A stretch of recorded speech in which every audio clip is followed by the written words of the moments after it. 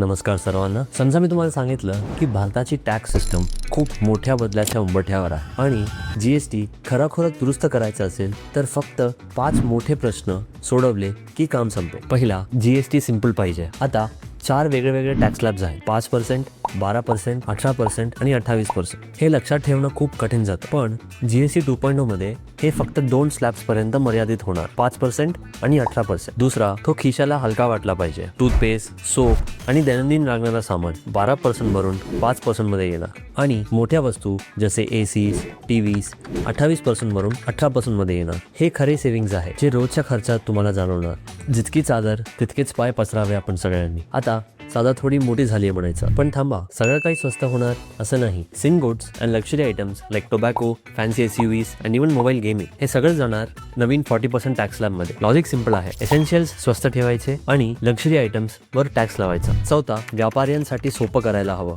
सध्या लहान दुकानदारांना कागदपत्र, फायलिंग आणि नियमांची इतकी कटकट आहे की दमछाक होते. नव्या जीएसटी 2.0 मध्ये कागदोपत्री काम कमी, फायलिंग सोपं आणि छोट्या व्यापाऱ्यांना जास्त दिलासा मिळणार. आणि शेवटी टायमिंग. गव्हर्नमेंट हे रोल आउट करत आहे दिवाळी 2025 च्या आधी. त्यांचं म्हणणं आहे की हा एक डबल दिवाळी गिफ्ट, म्हणजे तुमच्यासाठी स्वस्त वस्तू आणि शॉपसाठी सोपं व्यापार. पण प्रश्न हा आहे की India systems actually fast upgrade करू शकणार का? कारण की जर हे चाललं तर जीएसटी 2.0 तुमच्या शॉपिंग, पेंडिंग आणि बिझनेस करण्याची पूर्ण पद्धत बदलू शकतो.